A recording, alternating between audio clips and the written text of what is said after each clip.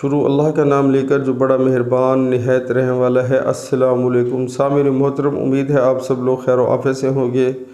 آج ایک قرآن پاک کی آیت کا ترجمہ آپ کو پڑھ کر سنواتا ہوں۔ اور صبر کیے رکھو کہ اللہ نیکوکاروں کا اجر ضائع نہیں کرتا۔ سبحان اللہ، سبحان اللہ۔ پیارے مسلمانوں، قرآن پاک کی اس آیت میں اللہ تعالی ہمیں صبر کی تلقین کر رہے ہیں کہ ہمیں اپنی زندگی میں صبر کے ساتھ وہ گزارا کرنا چاہیے۔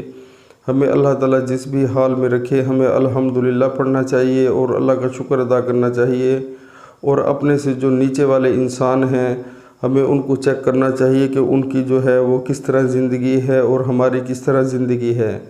تو پیارے مسلمانوں، ہمیں اپنے سے نیچے والوں کو دیکھنا چاہیے اور یہ سوچنا چاہیے کہ اللہ تعالیٰ نے ہمیں کتنا ہی اچھا ان لوگوں سے درجے میں رکھا ہوا ہے، اپنی نعمتیں عطا فرمائی ہوئی ہیں۔ بس ہمیں اوپر کی طرف نہیں دیکھنا چاہیے، یعنی کہ جو ہم سے اوپر والے لوگ ہیں ان کے بارے میں ہمیں بالکل نہیں دیکھنا چاہیے۔ صبر سے وہ اپنی زندگی گزارنی چاہیے۔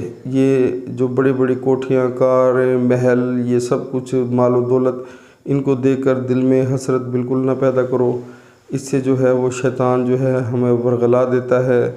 تو پیارے مسلمانوں، اللہ تعالیٰ صبر کرنے والوں کا نیکوکاروں کا اجر ضائع نہیں کرتا۔ ہمیں اس چیز کا اللہ تعالیٰ اس دنیا میں بھی پھل عطا فرمائیں گے اور آخرت میں بھی اس کا ہمیں اجر ملے گا۔ تو ہمیں صبر سے اپنی زندگی گزارنی چاہیے، نہ کہ شیطان کے راستے پر چل کر۔ تو پیارے مسلمانوں، اللہ تعالیٰ ہمیں تمام مسلمانوں کو جتنے بھی کلمہ گو ہیں 5 وقت نماز باجماعت پڑھنے کی توفیق عطا فرمائے، اور قرآن پاک کو ترجمے کے ساتھ سن کر اس پر عمل کرنے کی توفیق عطا فرمائے۔ پیارے مسلمانوں، ہمارے جو حالات ہیں مسلمانوں کے بہت ہی زیادہ خطرناک ہو چکے ہیں۔ ہم اللہ اور اللہ کے رسول صلی اللہ علیہ وآلہ وسلم کے حکموں سے بہت دور جا چکے ہیں۔ ہم سارا دن اپنی جو زندگی گزارتے ہیں، ایک دن پورا زندگی کو گزارتے ہیں، ہمیں نوٹ کرنا چاہیے کہ آج کا دن میں نے کیسے گزارا ہے، میں نے کتنی نمازیں ادا کی ہیں، کتنی دفعہ قرآن پاک کی تلاوت کی ہے، کتنے ہی دفعہ اپنے ہاتھ سے وہ صدقہ دیا ہے یا خیرات دی ہے۔